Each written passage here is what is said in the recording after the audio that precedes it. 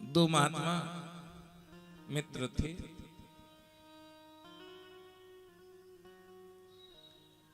तो एक महात्मा जी कहते थे हमारे कोई चरण मत छूना, नहीं तो हमें स्नान करना पड़ता है, हमसे कोई स्पर्श कर दे तो। और एक महात्मा के कोई पैर छुए बड़े प्रसन्न हो गए, वाह बहुत बढ़िया, जय हो जय हो जय हो। दोनों में मित्रता थी लेकिन विचार अलग अलग थे।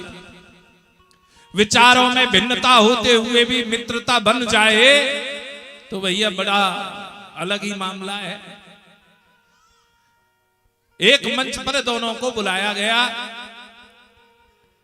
तो जो चरण नहीं छुलवाते थे वो महात्मा जी कहने लगे, देखो माइक हाथ में लेकर कहने लगे, देखो ध्यान रखना यहाँ कोई चरण स्पर्श मत करना, नहीं तो हमें स्नान करना पड़ता है। 40 दिन तक हम फिर भोजन अन्न इत्यादि ग्रहण नहीं करते हैं। इतनी देर में जो दूसरे महात्मा थे वो माइक को छीनकर कहने लगे, सुनो, जिसे चरण स्पर्श करने का मन कर रहा वो यहां आए, यहां आए।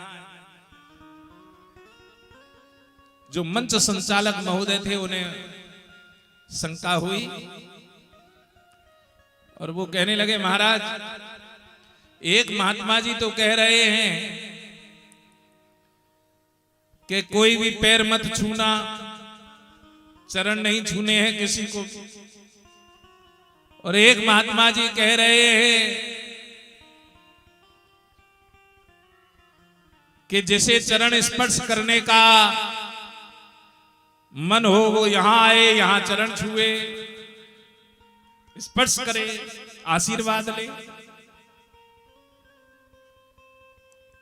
तो महात्मा जी जिन्होंने कहा था यहां आकर चरण स्पर्श करें, आशीर्वाद ग्रहण करें, तो उन्होंने उन्हीं के सम्मुख माइक लगाकर कहा कि महाराज आप बताएं, आप दोनों ही महात्मा हैं लेकिन आपके विचार भिन्न हैं। तो वो महात्मा कहने लगे, इनके चरण इनके हैं, इनके चरण इनके हैं, इसलिए इन्हें पाप लगता है, और यहां सब भूमि गोविंद की है।